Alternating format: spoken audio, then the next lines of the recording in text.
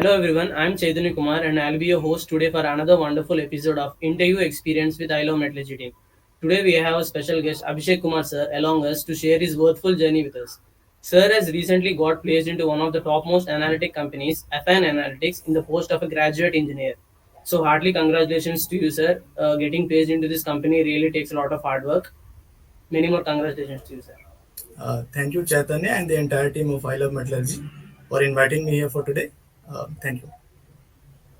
Sir, to begin with, sir, can you please tell about the company you got placed and your job role in the company, sir? Okay, so it started in 2011. It is basically a service-based company and a multinational AI-driven based consulting and analytical firm with its specialty in gaming, manufacturing, and FMCG industries. Okay, its headquarters is in Bengaluru, and the other office is in Hyderabad, and its foreign locations is in Singapore and New York City. Yeah, right. And sir, how was the selection process carried? And are there any challenges you faced in the rounds of selection process? And how many rounds are basically conducted, sir? So Affine came in the month of January. There were basically three rounds in there. The first one was a normal aptitude round. The second was of a technical round, one to one, and the third one was HR based round. So for the first round, regarding the first round, there were Affine offered two positions. The first one was of analyst position, and the other one was of the data engineer position, and in which I have been selected.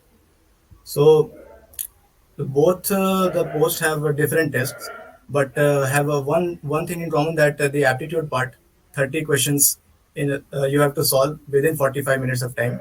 You have to solve for both the positions, that is the analyst as well as the data engineer post. Plus, for my post, you have to solve five coding problems plus one SQL query. This was all about, and you have to, and they had given us like 1.5 hours for that, for the entire test. So after that, 150 students filled for the first round, and 20 to 22 students got selected, and they were selected in batches: batch one, batch two, and waitlist batches. So waitlist batches were not considered for interview. The interview was done only for the batch one and batch two students. So the next process was of the interview, one-on-one interaction that went for like 30 minutes, and he wanted to he asked about your intro at first. Okay. And you have to tell him about your strengths and weaknesses, I mean in the technical field. Okay. Which languages you possess, you have to tell him about, and he will ask some basic theory questions based on that at first, and then he will jump onto the SQL query. In my case, he told me to share my screen, and he asked me to solve two SQL queries followed by two coding questions. The questions were not of was basic. It was not the difficulty was not so hard. It was not of the DSA part. It was of a basic coding question. You can easily do that, and it went for like 30 to 35 minutes. That's it. And the last round was of the HR round. It was basically a 10 minutes HR discussion, from where you are, what are your strengths and weaknesses, why a fine, and all that general question. And if you have any questions for them, it will be a very plus point, because it gives a positive impact on the HR that you are very eager to join that company. So you should ask some of the questions to him or her. Okay. Sir, now being a metallurgist and having a proper core background, was it easier to shift gears suddenly into analytic field, sir? When did you decide that analytic field should be a serious one to proceed with? So uh, from the third or fourth semester, we had our online exams. We shifted to our homes. Okay, so the scope of learning, the core subjects were quite low, and like me, many of the students have lost interest in the core subject right from the beginning. Okay, you don't have I mean the teachers are so strict. Okay, you are not able to score much in these areas. Online exams you can score, but once you go there, you if you don't perform well, they will not yeah, they'll bash you.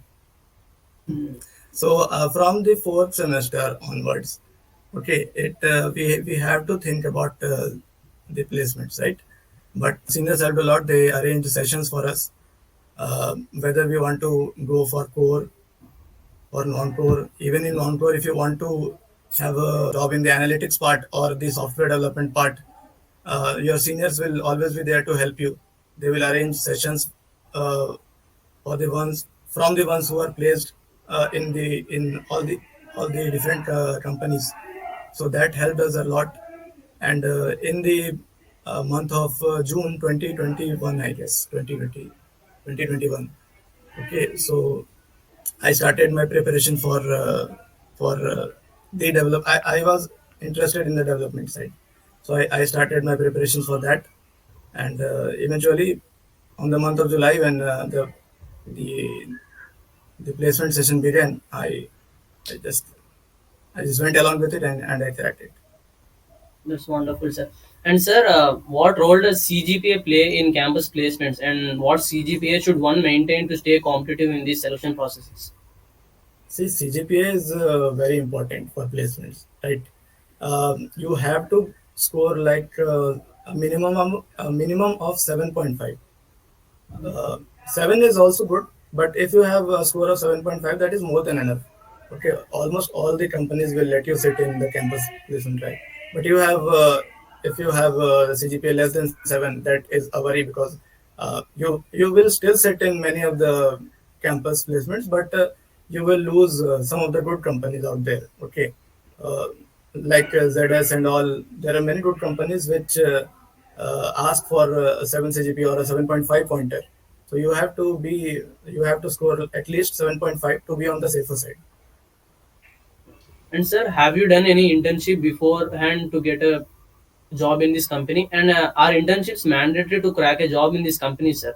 And without an internship, will it be easier to adopt the work nature in these companies quickly? See, as far as I know, that I don't have done any internship. Most of the students from my batch have not done any internship. Okay, it is a bit tough for a metallurgy student to grab an paid internship in any software domain.